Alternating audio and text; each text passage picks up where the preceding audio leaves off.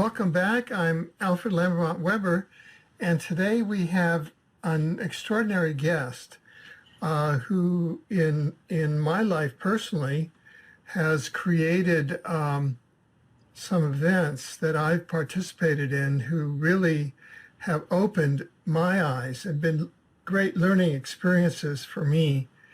And this is Mark Passio of inner Philadelphia, Pennsylvania, and who's the creator, along with other deep friends and allies, of the Free Your Mind Conference. Welcome, Mark.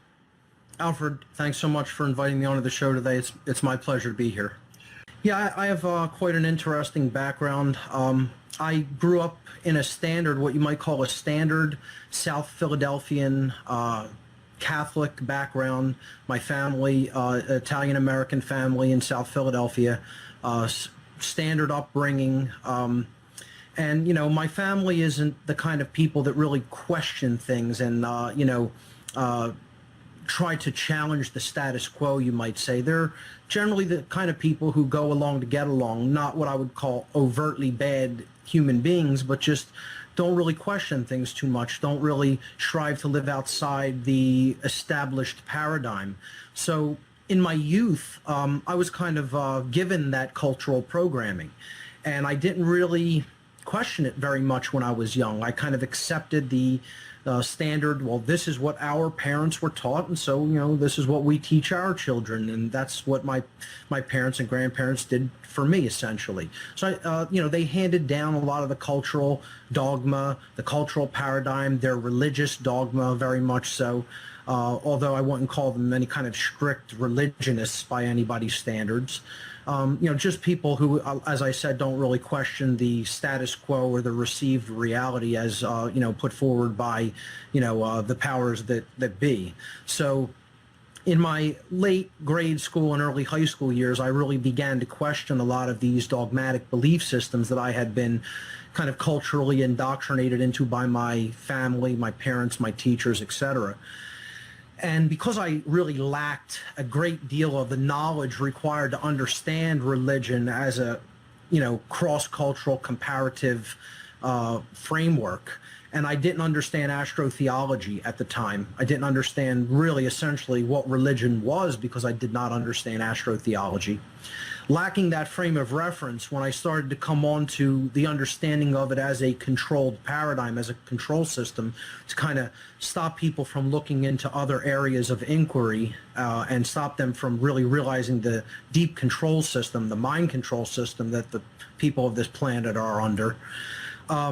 My questioning of my early religious indoctrination kind of lacked a certain perspective, and it didn't go in a positive direction. Instead, what happened is my questioning turned into extreme anger, and I kind of perceived it as, I was lied to and not given the facts, not given the information that I required or needed when I was younger, and kind of went down a pathway of lies.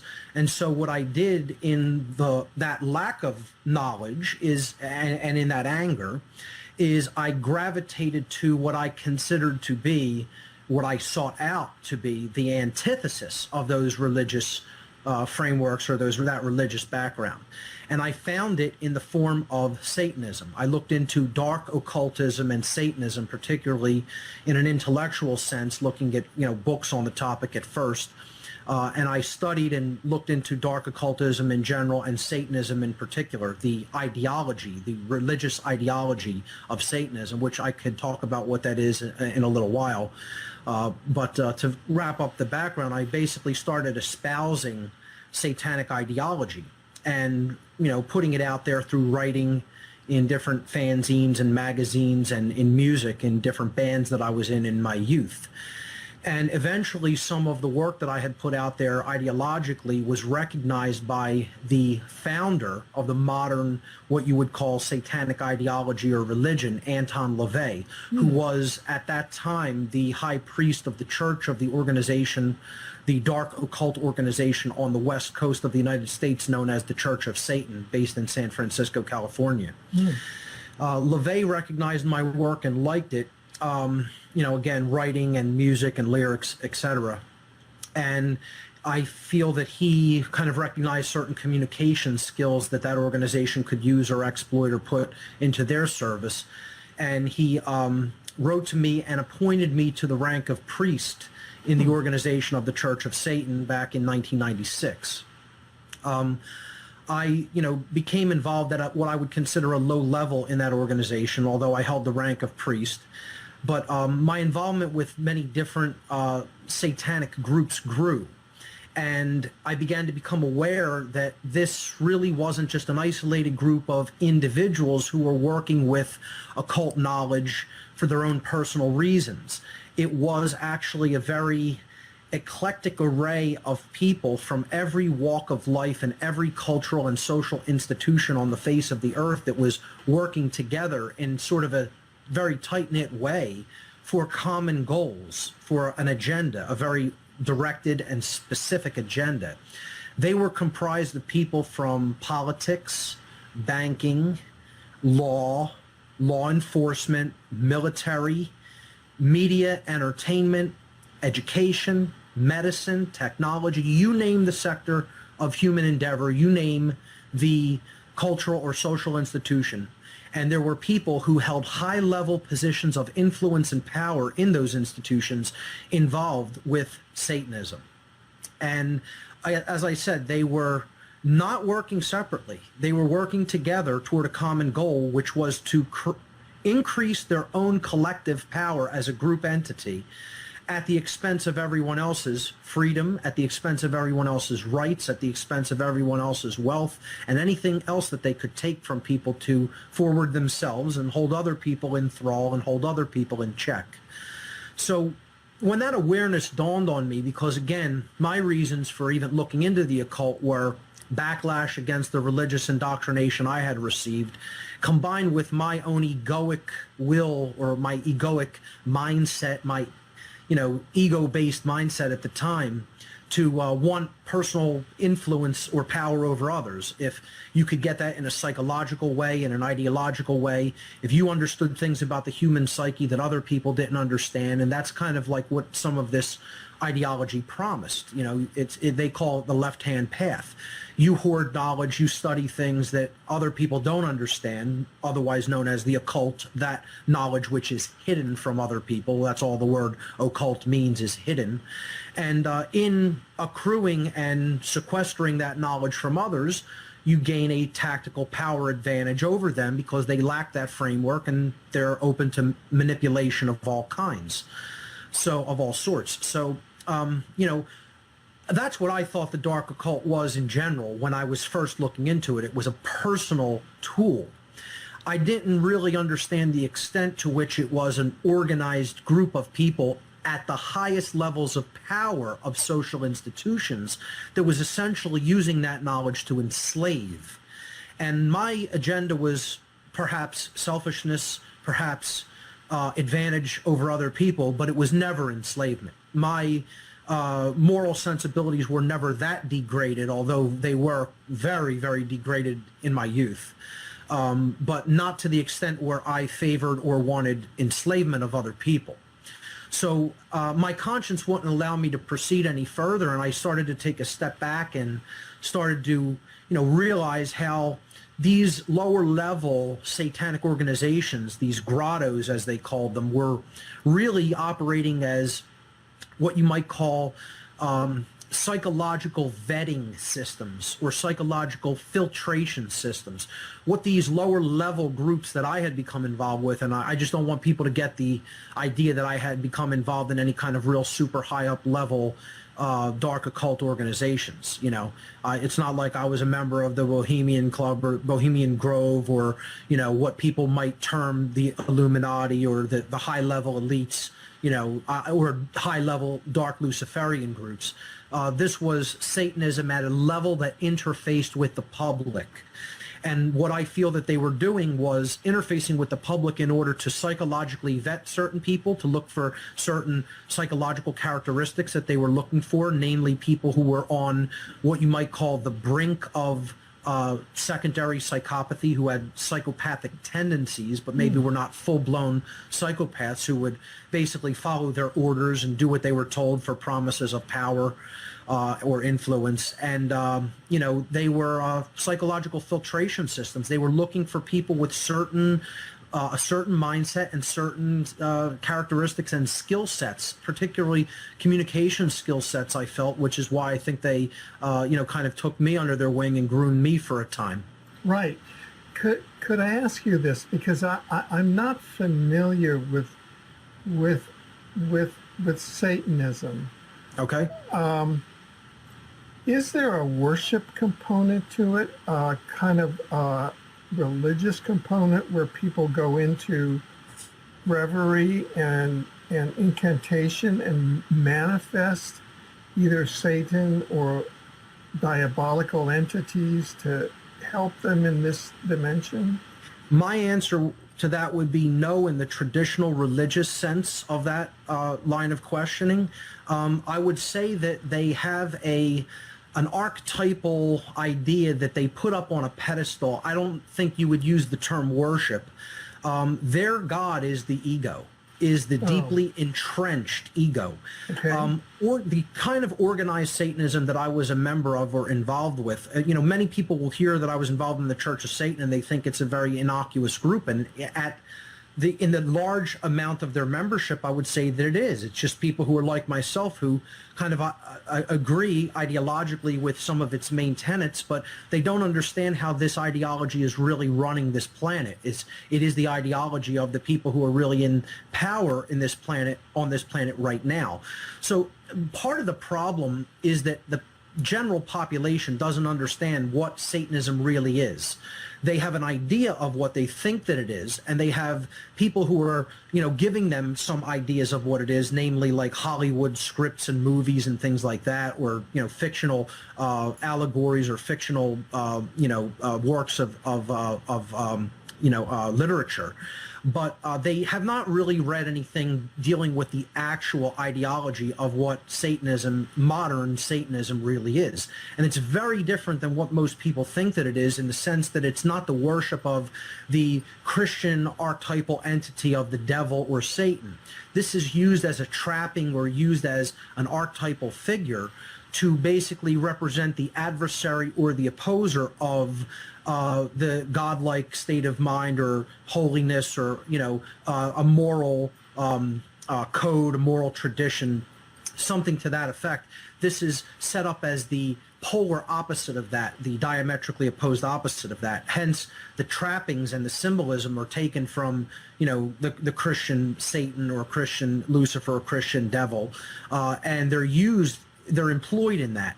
The rituals that they use are largely psychodramatic, and therefore energy transference. They do believe in energy transference and the manipulation of subtle energies. So they call that magic, or left-hand path magic, and it is quite real to them. And I could talk about their idea of the concept of a mastermind, which was also used in certain grottos that I attended. But let me just establish the basic ideological tenets of Satanism, because most people are completely unfamiliar with Satanism as an ideology. The first overall tenet is the self is higher than anything else. There is no force that's higher than the self, and as such, since the self is essentially, or the ego is essentially the god of this quote-unquote religion, self-preservation becomes its highest aspiration, its highest goal, its highest law. The survival of the physical being, the survival of the body, the survival of the ego is put on a pedestal above all else. So it doesn't make a difference what you have to do to ensure that survival. It doesn't make a difference what you have to do to ensure your current level of social status either. You can step on people that are below you. You can be as ruthless as possible. Compassion doesn't really have to enter into the picture in any way whatsoever, and is generally even frowned upon in many cases. It's cold-bloodedness. It's dog-eat-dog worldview, and you have to come out on top regardless of what you have to do that. That's the first tenet. The first tenet is essentially the worship of the self, and self-preservation coming before anything, most of all, morality, okay? Coming before any kind of morality whatsoever. Do what you have to do to get ahead, and whoever has to get stepped on in the process, so be it. And if you just take that first overarching tenet and you look at the world around us, it could be a very easy extrapolation to just make the realization that the world is in a satanic mindset from the very, very first tenet. Most people of the world think like this because this is an extension of what you might call social Darwinism, or what you would call social Darwinism. So that's actually one of its later tenets, which I'll get to in a moment. But the second tenet of the satanic ideology is moral relativism. A very, very, very dangerous proposition, a dangerous ideology, a dangerous belief system. What moral relativism postulates is that there is no such thing as objective right and wrong. Right and wrong, as a moral relativist would have people believe, are simply, as a moral relativist would state, constructs of the human mind. They don't exist in any form in nature. They're not objective. They cannot be objectively measured. They're not objective standards in any way. And essentially, man gets to choose and decide what is right for himself and what is wrong for himself. So if something that benefits me greatly harms many, many other people, that's good. That's a good thing, because I can only look at right and wrong as relative. It doesn't make a difference whether somebody else's rights are being trounced. It doesn't make a difference whether somebody else's freedom is being destroyed. If I'm making out like a bandit in a certain situation, then that's fine and that's good and that should continue. This is how a moral relativist really sees things. It's no objective standard for ethics whatsoever, and there's no real objective difference between right and wrong to a moral relativist. That's the second basic tenet of Satanism, and you could see how it goes hand in hand with the ideology of self-preservation first and above all else, including ethics. The third major tenet, as I briefly alluded to, is social Darwinism. This is an extension of the macrobiological Darwinian evolutionary theory put forth by Charles Darwin, and then basically grafted onto by the Daltons and other cultural and social engineers and eugenicists of his day, and brought into the human social realm in the form of social Darwinism, which essentially postulates that people get to the positions of power that they get to because they are our genetic betters, that they're somehow our genetic superiors, and therefore, the most ruthless and the ones who have the genetic makeup that it takes to get to the top strata of society are just better, and nature has somehow socially chosen them, and it has exercised adaptation to basically put them in the positions that they need to be in, and they should basically get to rule the roost. The most vicious, the most ruthless. That's kind of like survival of the fittest in the animal kingdom. Well, we're taking that into the social realm, and we're applying the dictum of survival of the absolute most ruthless, and they come out on top, and that somehow that is fine and it should be that way, and there's no ethical considerations that even need to be looked at or measured when it comes to that belief system. That's social Darwinism, and you could see many people in the corporate world have this kind of an ideology. Many people throughout society believe this, so again, you just look at these tenets, these three basic tenets so far, and you see a vast swath of the population actually is engaged in satanic thinking and doesn't even understand it to be Satanism. They think that they are just normal individuals engaged in just their own belief structure, their own belief system, but really what they actually believe in a very deep way is Satanism without actually applying the word or the term to the belief system. The fourth and final tenet is eugenics. When you take these other three tenets to their final destination, to their full spectrum, if you will, you get eugenics, which is essentially, since, we are the best, we are the highest power, we are the ones who decide right and wrong for ourselves, we are the ones who have risen to the top strata of society, and we're ruling, we've established ourselves as an essential ruling class. Well, we can get to decide who lives and who dies, who passes on their genes and who does not, who gets to breed and who doesn't get to breed. So we'll essentially play God and get to decide who gets to propagate their gene pool in the world. That's what eugenics is all about. And you put these four tenets together and you have a basic ideological framework for what the quote-unquote religion, or ideology as I would simply call it, of Satanism is. I do feel that it is a religion in the classical and traditional sense of the word. If we go down to the etymological root of religion and know that it comes from the Latin relegare, which means to hold back or to thwart from forward progress. A false religion will thwart someone from forward progress in consciousness and true evolution in their being and in their morality and in their moral understanding. So in that sense, I do feel Satanism, modern ideological Satanism, is most certainly a dark and false religion. Right, right. If I compare at least a number of the qualities there, say with even modern sociological or psychological criteria, they would fall in the sociopathic or even psychopathic column. Absolutely. Is that something that you feel, or? I feel psychopaths are running these institutions. I feel that psychopaths are running this religion. I think that they're looking for other people with psychopathic tendencies and characteristics psychologically, hallmarks of what I would call secondary psychopathy. I think primary psychopaths just naturally gravitate to these kinds of positions of power, positions in government, positions where they have some level of control over other individuals, where their decisions are affecting greatly the lives of other individuals. And therefore, they naturally gravitate to a lot of these social institutions and occult organizations like this. So absolutely, psychopathy is a huge, huge part of this.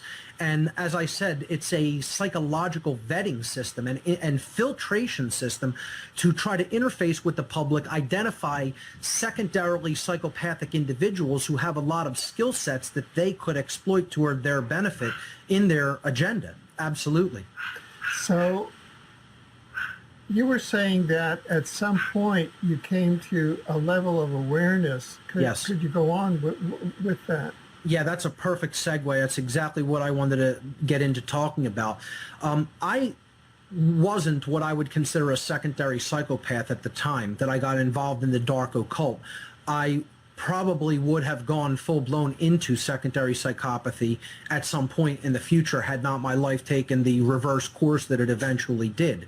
I consider that I had what I would call sociopathic tendencies or psychopathic tendencies, but I don't think it ever blossomed into full bore secondary psychopathy because I still had a modicum of conscience and an ethical code, an ethical standard. And again, as I said, I may have wanted influence and control over my fellow man in my very ignorant and egoic mind state at the time, but slavery was never something that I was ever about, ever. So when I realized that what this agenda truly was about human slavery and keeping humanity under slavery indefinitely, my conscience that was left in me, the amount of conscience that I still had left in me, would not allow me to proceed with my involvement with these organizations. And when I vocalized that, there was no backlash at all. There was no outcry, no backlash when I vocalized it to some of the people in slightly higher level positions within these organizations and grottos, as they call them. That's what they call their coven systems, grottos. There was no desire to see me stay. It was, okay, little boy, are you through now? And there's the door, and don't let it hit you on the rear end on the way out, because you think we need you? We already have the world. We already have the world under control. We own this place. You know, we're the owners and keepers of this place. You know, we were going to let you in on that, you know, and you think we need you for that? We already have that and maintain that. You know, we were grooming you to take up your position in that hierarchical structure, in that institutional level of control. So they were just like, you don't want to be a part of that? Well, goodbye and good riddance to you. You know, it was no concern whatsoever absolutely no concern with what I could do, what I could expose. As a matter of fact, one of them actually specifically said to me, go ahead and tell anybody what you think you know about how this works, how we operate, what we do, the level of control we have over the entire, the entire culture. They said, not only will not they accept it from you, will they not understand or accept it from you, if we came forward and told people how we're in power, they would not grasp it or understand it coming from us if we told them exactly who we are and how we do it. They said that's how much perfect mind control we have these people under. So one of these individuals actually said to me, go and bang your head against a cinder block wall for the rest of your natural life. You will accomplish nothing.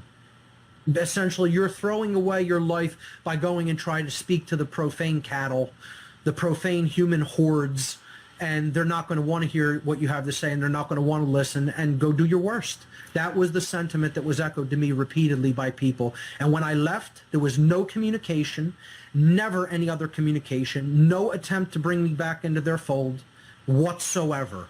It was as if I never existed, as if I ceased to exist. Right, and there was no attempt to retaliate against you. None whatsoever. Because I think they look at that as that would be validation of what I'm saying. They don't want to bring any attention to my message, certainly. But in many ways, they don't consider it a threat whatsoever because they realize they have such tight control over people's minds in a general sense. Not all minds, quite certainly. There are people who are free of their mind control, but they're few and far between. And most people still believe in this lower level ideology, what I call, I kind of give it a funny term. I call it mini-me Satanism, like in that Austin Powers movie, Dr. Evil, the big version of it makes his little clone variant, and it's a lower level, mini-me, So mini-me Satanism is what the public has accepted as their own ideology. Self-preservation above all else. Me. I have to come first. Screw everybody else. Dog eat dog world. You got to do what you can to, step over the next guy, and be first in line, so to speak. Moral relativism, forget a moral standard, forget objective morality. It's whatever's good for me is good. Whatever's bad for my immediate situation is bad and I want no part of, And then social Darwinism, people really believe, oh, well, hey, if these people came out to the top of the pecking order, maybe they deserve it somehow. Maybe, that's just the natural order of things, that you hear this idea of that this is the natural order, and all it is essentially Satanism in a nutshell. That's all it is. And this is what people really believe deep down in their minds and hearts. And as long as the general population accepts a watered down, or what I call mini-me variant of the higher level satanic ideology that's really controlling the world, they will always be enslaved. Until the mindset changes, the paradigm that we witness out in the external reality cannot change. That's very interesting. Now, what in that view, which I find very compelling, what, for example, is the function of these, all of these kind of upper theater people, from Prince William to all the presidents of the United States to rock stars going, all the Satan symbols like this. They're all flashing that. Why do they do that? I would say that's more of simply a gesture that, they're showing off that, hey, we're involved and, we are letting people know who we are. Many of them will term this the externalization of the ruling hierarchy, the externalization of the ruling class, quote unquote, elite hierarchy. Many of them want to come out in the open and just project who they are out in people's face and say, we are your owners, we are your masters, we are your rulers. There's nothing you could do about it because we have all the wealth, we have all the influence, we have all the power. And essentially, as long as there's people who are willing to do our bidding and follow orders and take a paycheck to essentially destroy other people's rights and freedom, we will forever own you.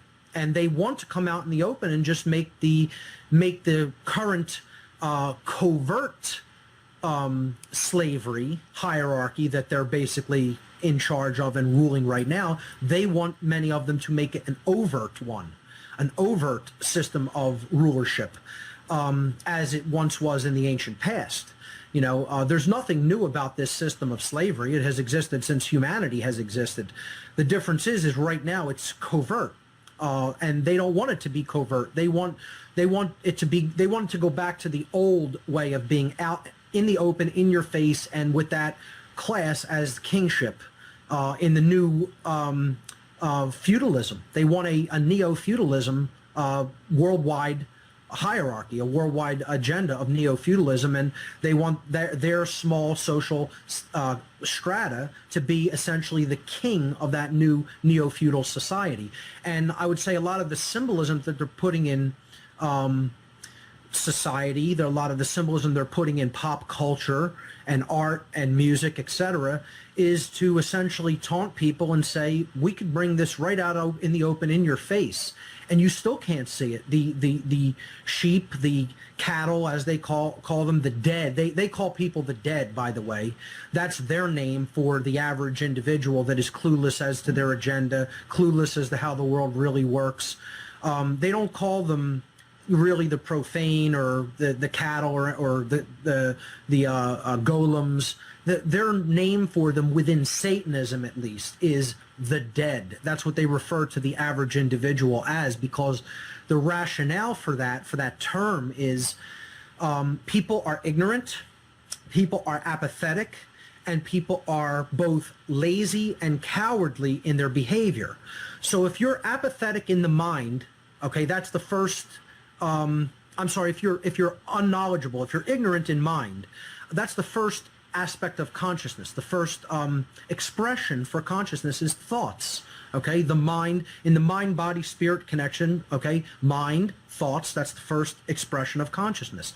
Well, if you don't have a developed intelligence, if you don't have developed knowledge, if you haven't taken knowledge into yourself, okay, then that's total ignorance. In the state of knowledge that we exist in the world, with knowledge present everywhere around us, those of us who refuse to take in that knowledge and weed down through it and grasp it and understand it and then start putting it to use in our lives are willfully ignorant. We don't live in a nescient society.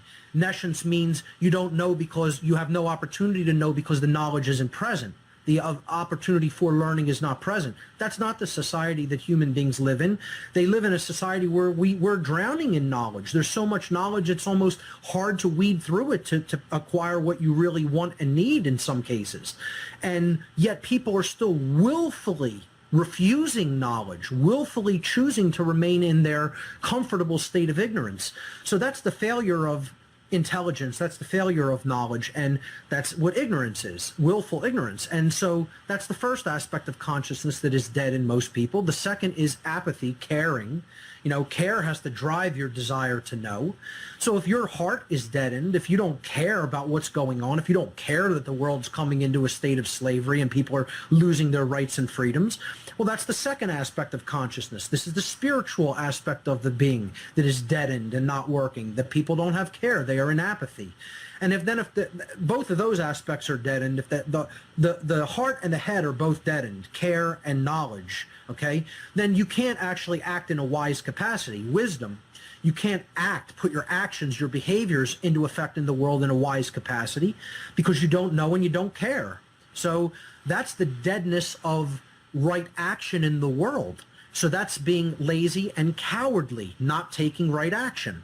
And if all of those aspects, your thoughts, emotions, and actions are deadened, meaning that the mind, body, and spirit are all deadened, okay, these people, these dark occultists, look at it for all intents and purposes as if all the aspects of the consciousness of the being are deadened and not active, not awakened. Therefore, they look at that being as spiritually dead, as if they're just a clump of animated matter or animated clay that's going through rote actions in the world in a purely rote survival mechanistic way, and yet they're essentially a dead being to them. So they look at all the things that they're doing to people in the world as, well, we're not even doing this to real people, to live people. We're doing this to the dead. And they look at it, well, we don't really have too much moral culpability for what we do to these people because they don't know, what we're really doing. They don't care about what we're doing, and they're not going to lift a finger to stop us. And so they just look at it like we could do whatever we want, and, in many ways, I can't disagree with their assessment. I disagree with their motives. I disagree with their plan. I disagree with what they are doing. Do I kind of see most people in that way? I don't see many people in an awake state personally. I understand why these psychopathic people who are essentially ruling the world see others like that. I try not to see other people like that. I try not to, but they keep giving these people the justification to see them like that because they're not really changing and awakening the levels of consciousness that need to be awoken in order to stop these individuals. I do think that their plans have been somewhat slowed by the exposure that many researchers have brought to bear and the knowledge that they've distributed. So that's a good and encouraging sign. However, human slavery is still firmly entrenched in place, and what people think of as being somewhat free isn't what real freedom is. To get to the level of freedom that is true freedom, we're so far away from that it's almost laughable in my estimation. People are so far away from understanding what it means to truly live in harmony with moral law, or what I call natural law, that we're almost in the kind of polar antithesis of what it really means to live in accordance with those natural laws of morality and conscience. And they are seemingly no closer to understanding them because of the kind of dual imbalanced mindset that exists in the quality of the people of the world overall as a species. And that would be a very left brain imbalanced mindset of being in control, or being a order giver, or being somebody who wants to control other people as well. Okay. And then you have very, very right-brained approach, which is we can't really stand up and take any action, real action in the world. We just have to do this through meditation or prayer or visualization or other new age variant, mindsets, etc., or energy work. I think we're somewhere in this uncomfortable, punctuated state of equilibrium slavery is where we're at now. Covert slavery that is kept that way, kept covert, because the ruling class doesn't have enough fully overtly going for them to just completely externalize their hierarchy, as many of them want to do, and take everything outwardly and just say, we're the ruling class, we are your gods, and come right out with it and say, yeah, you are our cattle, you are our slaves, and there's nothing you could do about it. They're not at the point where they can or are ready to do that. But nor do I see it at the point where other people are at the point where they're completely saying no to this global slavery hierarchical structure. There are so many people, literally there's billions of people on this planet who give their ideological support for violence and slavery every day.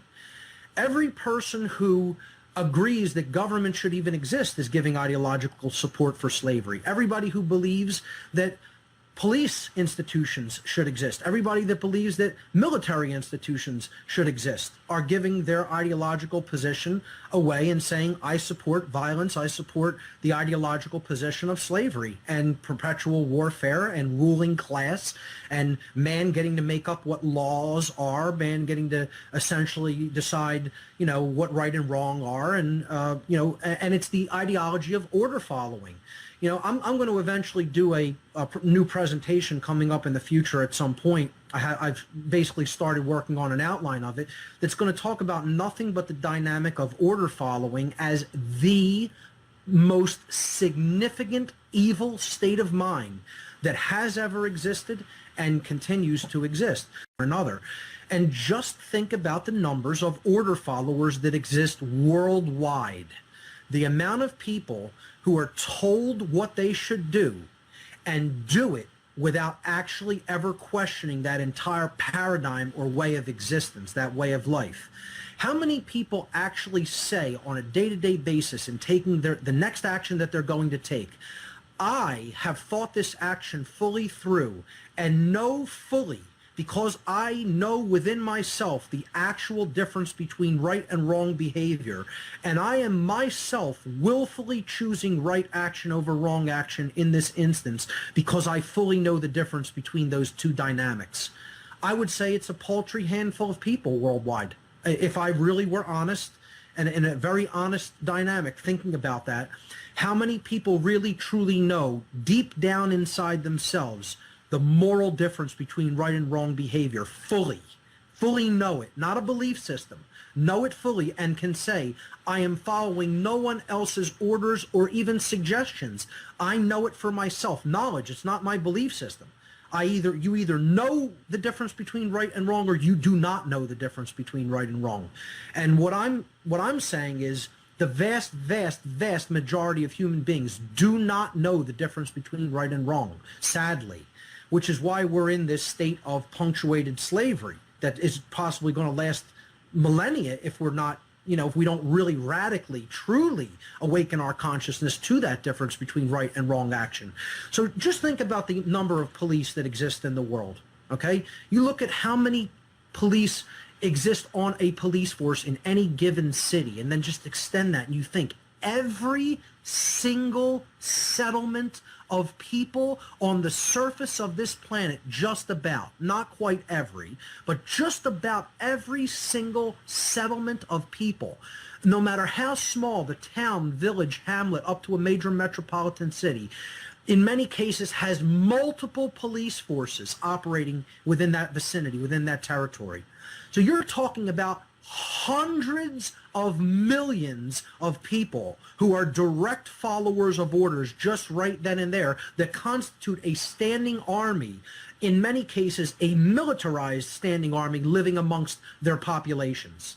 Then you extend that to how many military people exist for every single individual country on the earth. And you add that to that number. How many people are mindless government employees who just do their rote job, like robotically, on a day-to-day basis, taking an order from a superior above them who's giving that to them, and then they're saying, yes, sir, I carry out this order, and then I give my orders to the people who are below me in a rote, roboticized fashion. When you add all this up, I would say it constitutes literally billions of people. I would say over half of the human population are order followers. And I would say probably a good 10% of them, minimal, are hardcore, brainwashed order followers who will do any order no matter how immoral it is, who will take any action as long as they can have the so-called justification or the so-called cop-out of saying, someone else gave me this order, and therefore I'm not truly responsible for what happens if I carry it out. That's called justification.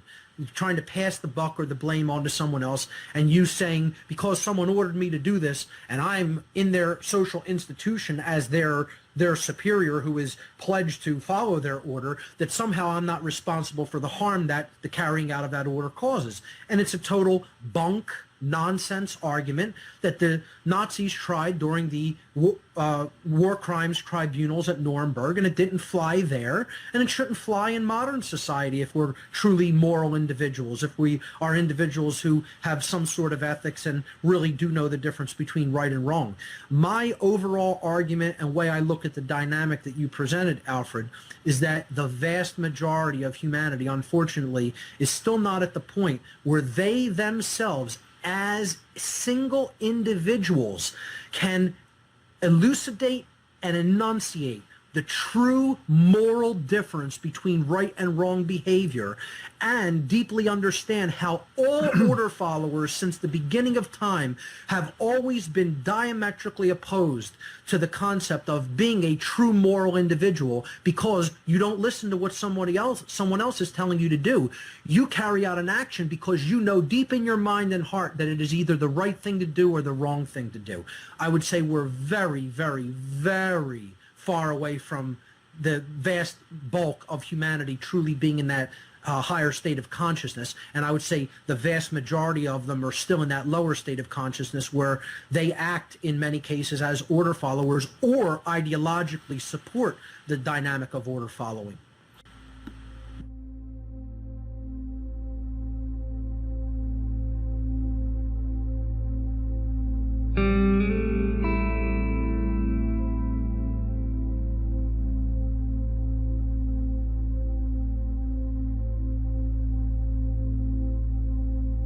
you.